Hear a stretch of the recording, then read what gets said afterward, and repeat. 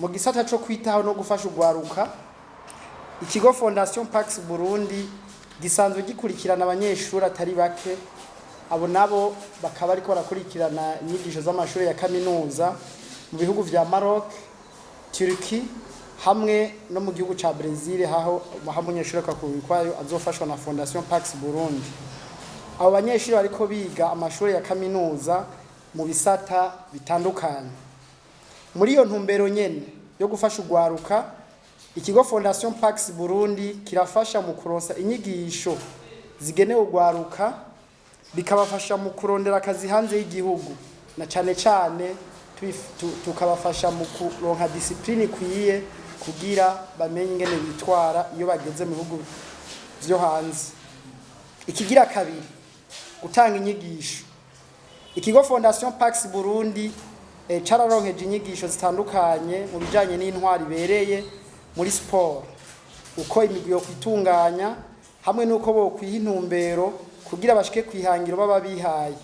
Izo nyigisho zabereye mu ntara ya Makamba ku magenekerezo ya 3 gushika ku genekerezo ry'indwi gitugutu umwaka wa 2022.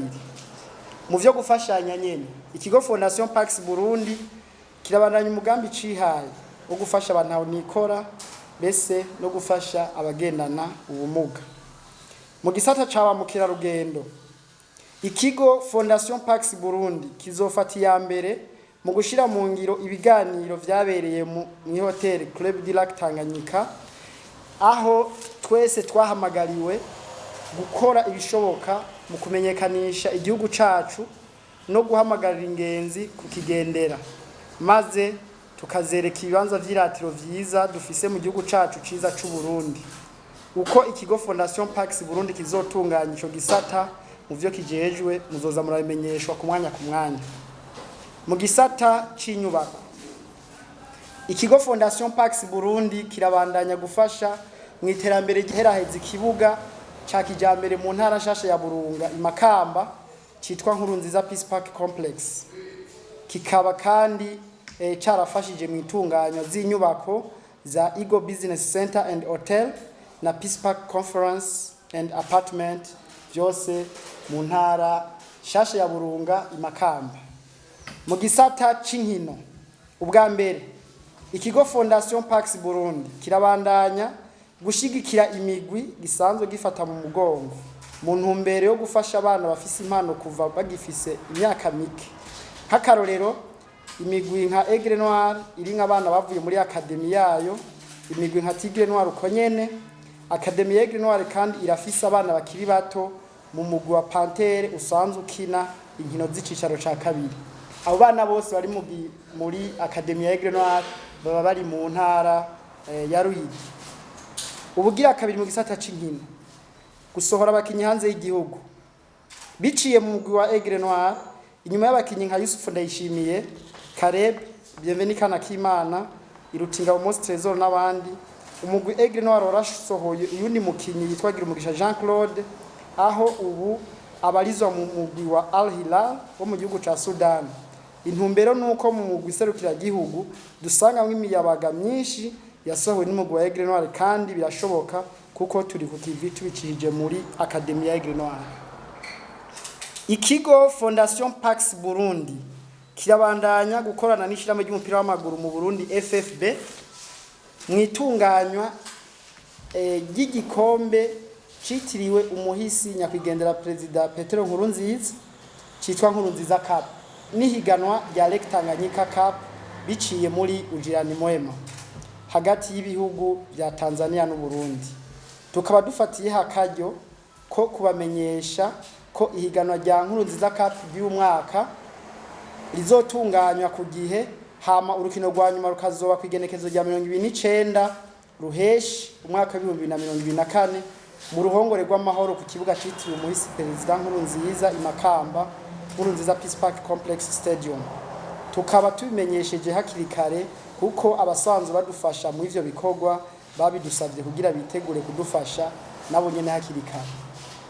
Ikigo Fondation Pax Burundi cyaratunganyije ku ncuro y'indwi itunganywa ry'igikombe citiriwe incungu z'u Burundi muri basketball aho urukino rwa nyuma rwahuje umugwi wa Dinamo n'Urunani.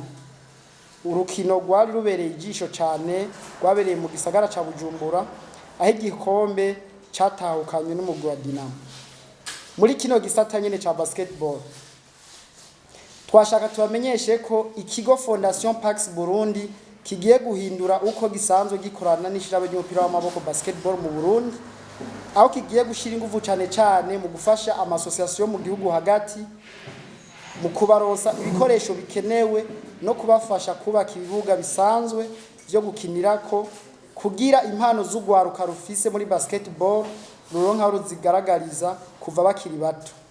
Nk'akarorero, abajejwe inzego muri isare barasavye Ikigo Fondation Pax Burundi yuko cobafasha mu gusubiramo ikibuga ca basketball gihari ariko kimeze nabi, kandi igisabo cabo caremewe na Fondation Pax Burundi yuko igiye kubafasha kugira ico kibuga babafashe kugisubiramo kimere neza, maze ugwaruka rushobore gukina umupira w'amaboko rumerewe neza. Akandi karorero ni ikibuga ciza gisakaye Fondation Pax Burundi ca basketball izokwiyubakira mu ntara ya Burunga Imakamba, kugira ba mukerarugendo babananye kugendera intara ya Burunga, maze ugwaruka rwo mu gihugu ruronka rukina umupira vyoroshe. Dufashe kandi kano kanya ko kubamenyesha ko Ikigo Fondation Pax Burundi kigiye guhindura uko ihiganwa ryitiriwe incungu gitunganywa, aho kigiye kubikora kibikirije mu nkino za ujirani mwema nk'uko tubikora mu ishirahamwe ry'umupira w'amaguru mu gutegura umupira w'amaguru FFB mu gutegura ihiganwa rya Lake Tanganyika Cup. Dufasha aka kanya dusaba abantu bose begwa n'ivya basketball ko bomenya ko ishirahamwe ry'umupira w'amaboko basketball na Fondation Pax Burundi ari ibintu bibiri bidafatanye, bitavukanwa kandi atari bukuru na butoya, ko Fondation Pax Burundi atari yo kwishimikiza mu nyungu z'uyu canke uriya mu bintu bidapanze, kandi ko Fondation Pax Burundi itaja mu tuntu duto bivanye n'imigambi irangurira mu gihugu c'u Burundi. Mbese binakenewe bikabandanya, ubu Ikigo Fondation Pax Burundi kirashobora gukura umugwi waco gifise wa Egnora muri basketball, maze bakaja muri akadrema y'abana bakiri bato nk'uko ariyo ntumbero bafise mu gihugu cose. Ikigo Fondation Pax Burundi muri basketball gitanga intumbero gusa, nta kindi kijejwe. Aha rero duca tunagabisha abantu bitwaza izina rya Fondation Pax Burundi mu gukora ivyo bishakiye no kuvuga ibibafitiye inyungu zabo, ko bo bihagarika kugira igenekerezo turiko ryandwi ntwarante. Ahandi ho turashobora no kwitura inzego zibijejwe, hama izo nzego zikora akazi kabo. Tukaba turangije tubipfuriza umwaka mwiza w'ibihumbi 2024, uzobera umwaka w'amagara meza, iterambere kuri mwese no kuroranirwa. Murakoze, Imana ibahezagire.